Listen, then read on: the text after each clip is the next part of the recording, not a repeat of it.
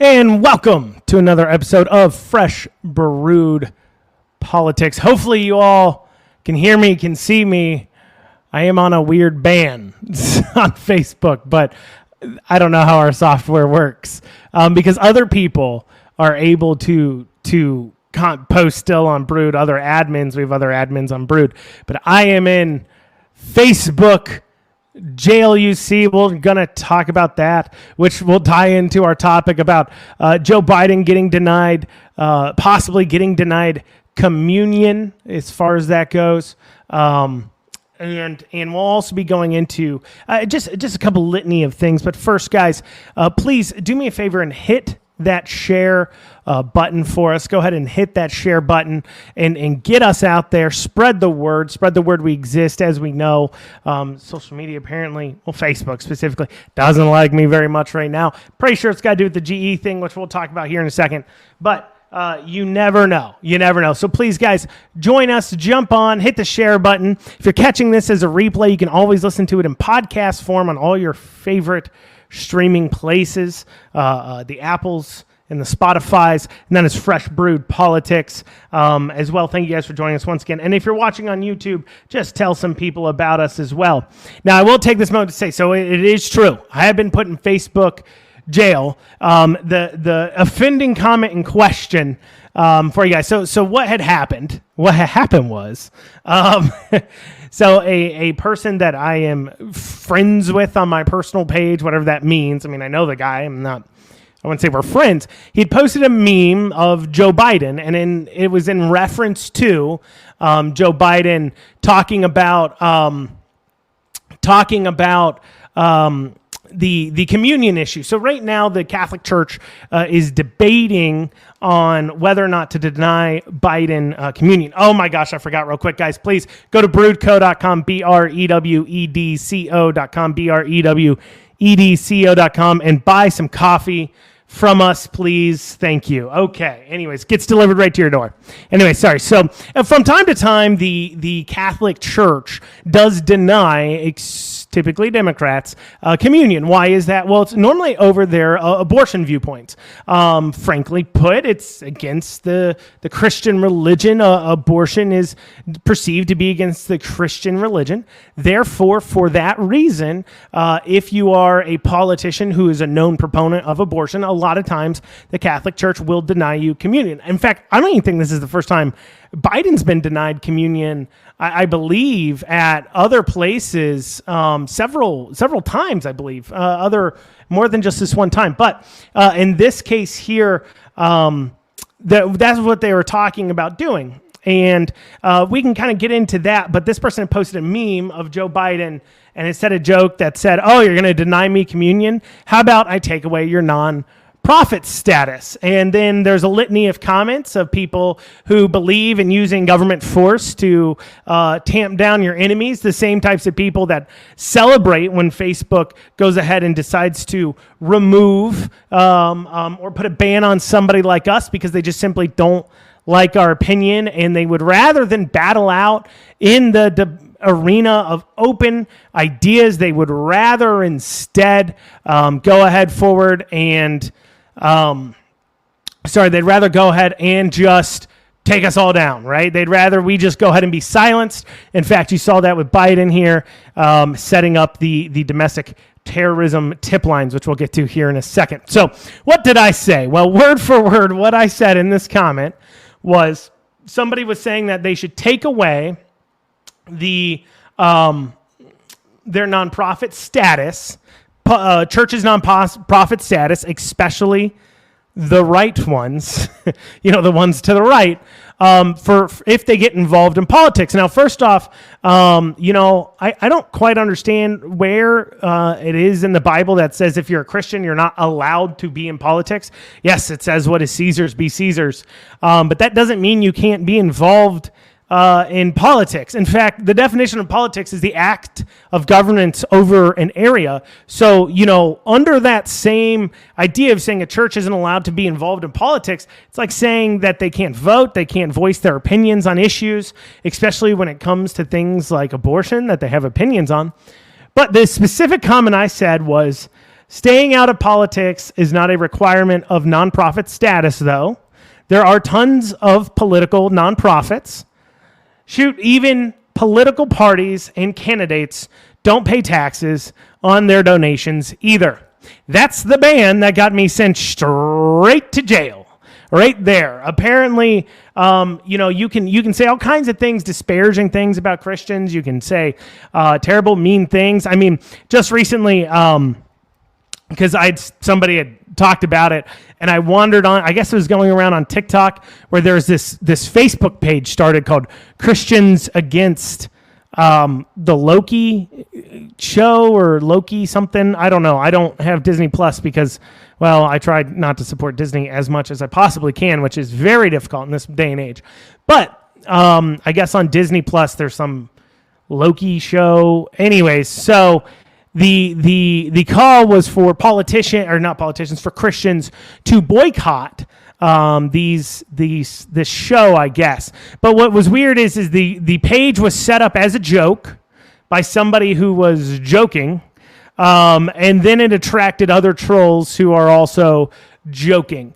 And so they set up this page, and it's just a bunch of trolls talking to trolls about trolly stuff, and that's like the whole entire thing. And it ends up being, and I don't know, you can check out the page if you want to, but it ends up being just a bunch of trolls trolling trolls who think they're trolling trolls who don't really exist. There's nobody, like, as far as I can tell, 0 people in the group that are actually Christians that think Loki should be boycotted. But yet this page, because they believe, when it wasn't even started by a Christian, the person started it as a joke that is not a Christian, but to make fun of Christians. But they believe for some reason, somehow, they're going to be offending somebody. So they post, of course, the most offensive things in the world. And I'm not saying they should be silenced per se. They have their rights to their viewpoints, right? Who am I to say one viewpoint is correct or not to the degree of saying that it should be silenced? I do not pretend to be so knowledgeable as to believe certain viewpoints somehow can't, quote unquote, exist. But, that being stated, I definitely disagreed with theirs. And they had, terrible things, terrible graphics, terrible things they're saying about Christians and Christianity and making fun of Jesus and the Bible and the religion and everything. And that's okay. It's a group. It's got 10,000 people in it. They don't have any, warnings on their page like Brood does. If you go to share one of their posts, you don't get a, are you sure you want to share this? Alert that you do. If you go and you find one of our GE posts on Facebook and you go to share it, Facebook gives you a warning saying, are you sure you want to share this one? But we say one thing here. I said one thing about churches not getting their nonprofit status taken away because, simply put, they have viewpoints you disagree with, and I get a 24-hour ban for it. But let's go into that. I mean, let's go into that process that's saying churches can't be political. Listen, this is what I've discovered, and I know you guys agree with me there, that the left does quite a bit. And that is whenever somebody has a viewpoint that they disagree with, they attempt a couple different things. Now, of course, they're not going to do what we have no problem doing. We have no problem debating on the actual topic itself and the facts of the matter.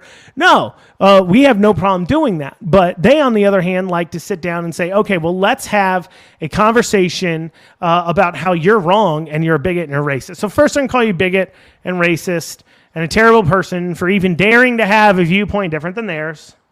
Then they're going to do this thing where they start to say you shouldn't even have a viewpoint at all. Saying that, well, for a church to have a viewpoint on politics is ridiculous. Well, let me ask you something. Should the church not have a viewpoint when they come for it? I mean, we literally have a religious organization up in Philadelphia that is just coming out of the Supreme Court that was fighting for their right to their political freedoms when it comes to adoption and foster and everything else. I mean, we all know about the Hobby Lobby case where they had to go to court to fight for their religious freedoms. So not political freedom, sorry, religious freedoms, right? Is it not? It's the same thing with Brood. How do you expect us to sit by and say nothing when the politics keeps coming for us? That's the problem.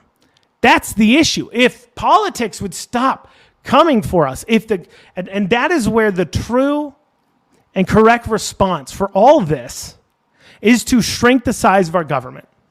We can all get along as long as we are not trying to control each other's lives. You can have whatever viewpoint you want. I can have whatever viewpoint I want, as long as we're not affecting each other's lives, forcing our viewpoints on to others.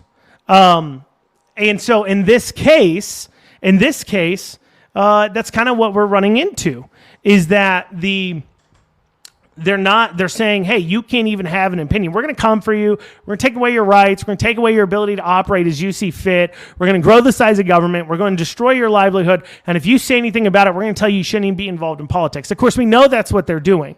And it sucks because that in the grand scheme of things, what that means is that not only does it silence things, but when there's an actual racist or an actual bigot, it loses its weight. When you have somebody who's being actually racist, right? You have somebody who's literally riding around on a horse with a white hood. It becomes actually racist. And that's the problem, is that, it makes it, if everybody's racist, there's no varying degrees of racism. There's no varying degrees of racism. You're either racist or you're not. And that's the problem, is that if you just go around calling everybody racist, it loses its value. At least that is my humblest of opinions on that matter. So anyway, we got a Facebook ban for that. And of course, Joe Biden's getting talked about removing his communion. And you know what? He probably should get his communion taken away. So he supports the wrong things, right? He supports abortion, which he's fine to do, but you can't be in a religion that disagrees with it. So kind of moving on here, we're going to talk about the COVID thing. I just lost all my distribution on Facebook because I uttered the word COVID, but that's okay. So there's this article that was in The Guardian, that was called The Tale of Two Countries, right? And it's talking about how the U.S. COVID Delta variant is going to destroy everybody who's not vaccinated. Basically, they're pointing out that everybody is not vaccinated, right? Not everybody, sorry. That a large percentage of people aren't vaccinated. Like almost half the country is not vaccinated fully. And this Delta variant is growing, and it is of concern. It's of a lot of concern. And so as the Delta variant is growing, they're saying, hey, well, at least they say it's of concern. Sorry. So as that Delta variant grows, they're saying, well, all you guys who aren't vaccinated are in big trouble, big trouble. It's going to create two nations. One nation that can't do anything because they're not vaccinated, and another nation that's vaccinated that's living their lives, and it's going to cause a split. First, there's been two nations for a long time, and I can tell you how you know there's two nations. When MasterCard started saying, hey, I'm going to not allow you to transact things I disagree with. For an example, most recently, this Kyle Rittenhouse situation where MasterCard didn't allow anybody to donate using their cards to his defense fund. That's right. MasterCard started picking and choosing what its customers is allowed to spend their money on. They said, we won't facilitate it. And so, when you start running into that and you start saying, well, that's okay for people to do, or it's okay to remove a sitting president completely off Facebook because of some abstract guidelines we've came up with that is not even consistent at all, that we're just making it up as we go, which is absolutely true. But regardless, when they start doing it, it's creating two nations. And now you're saying, well, the vaccination's going to do it. Well, I don't think that's 100% true. We have a lot of fans, a lot of followers who actually are vaccinated. They just believe individuals have the freedom to choose what they want to do or not to do. And I agree with that. People do have the freedom to choose what they want to do or not to do. And that's what we're all about, right? People free of coercion from government or industry, having the free choice to do what they want to do. And so in that same way, that's just what we believe. And then you got another half that thinks, hey, we can take control of your life. We want to destroy it. We want to take it over. We want to do a whole lot of things. But this article here, they're talking about how, well, these people that are vaccinated are going to have completely different lives. Now, let me ask you this. Those people that are vaccinated, right, are not vaccinated, sorry. If they want to be vaccinated, they can get vaccinated like that. So how will they have two different Americas? Well, there's only one way, and this is what they don't acknowledge in the article. The only way for there to be two Americas created is if the vaccinated decide to tell the unvaccinated they're not allowed to live their lives freely. See, they want to blame it on the vaccinated for not doing the thing they're telling them they have to do, when in actuality, the unvaccinated are just doing what they do in life, and then the vaccinated are responding to it. And this article misses that completely. I was thinking about this today on my way in. It harks all the way back to seatbelt laws, which, as a whole, of course, no politician is going to make their stand on seatbelt laws and say, getting seatbelt laws is the top of my priority and everything else, because, relatively speaking, overall, the penalties for it isn't that great or anything else. But I was thinking about it because it harkers back to this idea that the government can mandate you do something that they believe is in your best interest, that affects nobody else, but you just have to do it. Because, and the argument will be, well, it doesn't affect anybody else. I mean, you can, if you get into an accident, you clog up the hospitals and then Medicare, Medicaid, and accidents and stuff. And, they'll come up with some strange, convoluted way to make sure that your action somehow affects everyone around you. But at the end of the day, who does it affect if you don't wear a seatbelt? It affects you. But of course, that thought process is the same thought process that led to, for an example, the ACA Act, which the problem with the Affordable Care Act I had, personally, was not even anything else other than the mandate. How can the government mandate you buy something? But that's the same thought process. They said, well, it's for your greater good. It's for your help. It's for your greater good. Therefore, you should buy something. I should force you to buy something. And that's the thought process here. And now what they're going to do is they're going to turn into something else. They're going to say, well, Delta variant's running rampant, and we think that the hospitals are super full. And if you remember from our ABC hearing, the epidemiologist for the state was asked, what was the hospital capacity in our region when indoor dining was closed here in Kentucky? And what she responded with was around 70%. And you guys want to know what our hospital capacity was that day that we were sitting there with the mask mandates lifted or about to be lifted and announced and everything else? You know what it was? 70%. It was the same as it was when they banned indoor dining. However, they can come up with their reasons however they want to. And in this case, what they're setting up for is that if there's a rise in the Delta variant in the fall, whether it be manufactured or true, regardless, it will end up being an excuse for them to crack down harder on the unvaccinated and say it's only for your protection. As Benjamin Franklin said, those who give up liberty for a little bit of security deserve neither. Speaking of liberty for security, Joe Biden's setting up tip lines for you to be able to call in and report people that are becoming radicalized. And that is really scary. Or you believe are on their way to becoming radicalized. And that's really scary because we hear politicians say things all the time. I was listening to a podcast the other day from here in Kentucky, a Democrat podcast, actually. I listen to what they have to say. And there was a state representative, Democrat, on there. And they asked, how hard is it to walk into, he was black, how hard is it to walk into that house every day with all those Republicans knowing they're racist? And he didn't respond by saying, they're not all racist. No, he responded by saying, well, it's something we got to push through and we work hard on, and we're going to get it done regardless. And even though they're racist, I'm going to work with them. He doesn't sit there and say that, well, no, 75 House Rep members aren't racist. He sat there and said every single member of the Republican Party of Kentucky that is in the House is racist.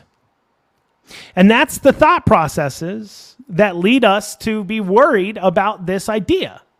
If you believe that 75% of the Kentucky's House of Representatives is radicalized, as if you read a lot of these op-eds in these newspapers and everything else here in Kentucky, they believe, then you're going to believe they deserve to be turned in. That's the way it sounds. See, they say domestic terrorism is the greatest threat, not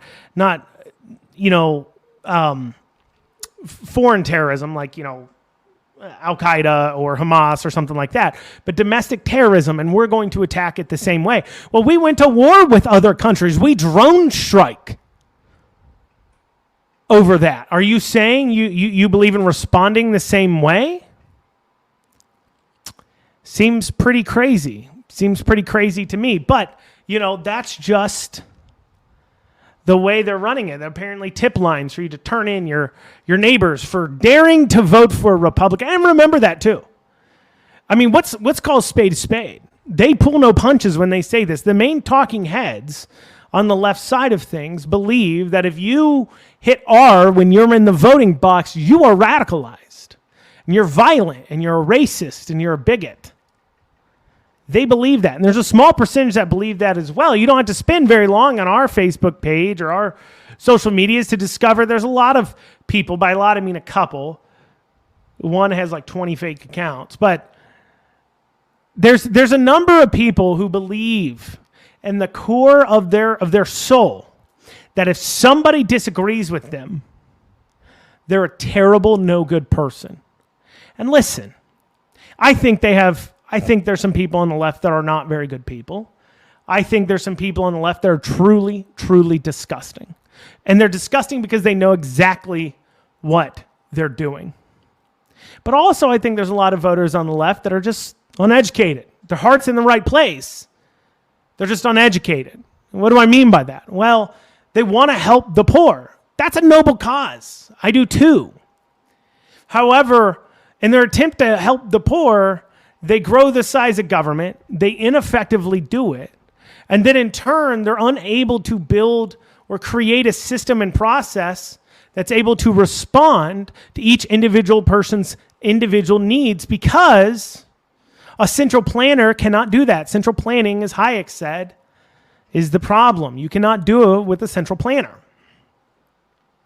And so they have noble causes. They believe that they're helping people. They're helping the poor, the needy, the hungry, or whatever you call it, and homeless. And they do. We should help them as a community. We just don't believe the government should do it because the government sucks at it. And while the government's doing that, they're also spending your money running lizards on treadmills because they believe that's also important. So I don't think people on the left are terrible people. I think they hate us. I think they hate all of our values. They've been taught to hate us by their talking heads, by their leaders. They're taught that we're bad people, when in actuality, all we want to be is left alone. And we want them to be left alone too. We want them to be free to have their beliefs and their systems. In fact, I don't believe it. But I'm willing to let you believe the entire system, capitalism and everything, all of it, the entire system has been built on racism, which is what CRT believes, that the entire system is built on racism. It needs to be tore down and rebuilt. Capitalism's bad. I'm even letting you believe that. I'm okay with that if you can come to the conclusion that's logical after you say that, which is if the system is corrupt and terrible, we shouldn't give more power to the system. We should give it less power. I'm willing to even allow you to think. Flawful thinking? I don't know. That we're built and we're a racist country to the core, if it means that you are on board with shrinking the size of government because it's racist in your opinion. I'm okay with that. Because we come to the same conclusion, shrink the size of government. It's the people that want to grow government, that want to control more of your lives, that think you don't have free disposition. I mean, that's the same thing that when we talk about equality and equity. There's a big difference. Equality is equal opportunities. Equity is equal outcomes, but there's a problem. Charlie Kirk said this once. I don't know if he heard it somewhere, but I'll give props to him when he said it. He said the problem is equality is giving everybody $100. And then and then telling them to come back the next day. And the next day, there's going to be some people who saved that $100 and they have $100. There's going to be some people that went out and maybe they somehow invested that $100. They bought something, then they resold it, and now they have $150. There's going to be some people who bought everything that they could and have nothing left. And people are going to all choose different things to do with their $100. But equity says that after that day, after you've given them that $100, they need to come back all with the same amount of money. And if they don't, that's a problem. That's racism. That's an issue with the system. That's not the issue. The issue isn't the system, isn't the process. People have their own free choices, and we can't take that away from them. And so as they're talking about these two countries and creating of two different lives, or whatever you want to call it, what they're really talking about is the people that believe, hey, I just want to be left alone. I think people should be free to make their own decisions. And a group of people that want to take everything from you. And I'm not saying that as a hyperbole. They literally want to take everything from you. I'll give you a perfect example. Elizabeth Warren is back tweeting about her wealth tax. Now, for those of you who are unaware, she proposed a wealth tax of 2% on anybody who made $50 million or more. There's a problem here. And for those who own a business, know what the issue is. In order for you as an individual to be worth $50 million, there's a lot of whatever here, so don't whatever. But we're just going to make round numbers, easy calculations. So in order for you to have a net worth of $50 million, you need a company that does $20 million gross a year in business. So you say, well, $20 million a year gross in business, you should be able to pay a 2% wealth tax, which on $50 million would be, 2% of that would be $1 million. There's only a problem. It is very reasonable for you to make $20 million and then have only a profit of $1 to $2 million after you're done. So you say, well, you got $1 to $2 million. Let's say you've got $2 million. You're like, well, you're happy. Well, no, hold on. Because remember, I have to pay the wealth tax. See, that's $2 million in profit. If I want to make investments into my company, I'd leave that money in there. However, I have to pay my wealth tax of $1 million. So I have to pull out $1 million. Well, hold on. That's now income that you get personally taxed on. So actually, I got to pull out around $150 million or $150,000. Sorry, $1.5 million to pay my wealth tax. And now you've taken somebody who's been paying, who had $2 million in profit on their business that they would have reinvested into growing their business, growing jobs, growing the economy, and you've cut them down to only having $500,000. And that is before they've even paid themselves a salary. It's a lot of work to reach a company of that size. That is if they're doing 10% profit. It is very easy for a company that is worth $50 million to be making $20 million a year to only have a 5% profit. Well, guys, that means that in your 2% wealth tax would take up every dollar in profit that business makes to own that business. That's a problem. The other issue with the wealth tax is that it doesn't account for dividends. For an example, one of the things Amazon is known for is it doesn't pay out dividends. Some places do, some places don't. But if your wealth is in stock you've bought and owned, okay? So I own, let's say, $50 million in stock. So I've got to pay my 2% wealth tax, that's $2 million. Well, if I'm not getting paid out dividends of at least $2 million a year on holding those stocks, it now costs me money to hold those stocks. I'm not going to buy stocks anymore. I'm going to sell them. I'm going to get rid of them. The stock market becomes an unusable thing. And you think, well, shoot, that's okay. Screw those bankers. Screw those hedge funds. Let's not forget that government pensions, your 401ks, your Roth IRAs are all invested into that same stock market as well. And a 2% wealth tax would effectively make that marketplace unusable. Let's say, well, Andrew, I've got mine in land. Oh, that's great. So now you're pulling another 2% property tax from people that own land. And keep in mind, you don't have that money in your pocket. And this goes into the people who think a wealth tax is a good idea are, once again, the same people on the left. They're just not intelligent people necessarily. They're just not intelligent. Because they think to themselves that when I say I have a net worth of $1 million, they think that means when you go to my bank account, it says 1,000,000.00, and that's not the case. You don't realize that money until you sell what is worth that $1 million. It could be land, it could be your house, it could be a business, it could be a lot of things. But that is the ignorance that comes from a lot of people on the left. When I say they're just not very intelligent, that's what I mean. As an example, is the wealth tax. Well, guys, that's what I got time for you guys today. Thank you so much for joining me. Once again, please hit that share button. Share us out there. If you're listening again, you can listen to this in podcast form, Fresh Brewed Fresh Brewed Politics. Go on brewedco.com, BREWEDCO.com.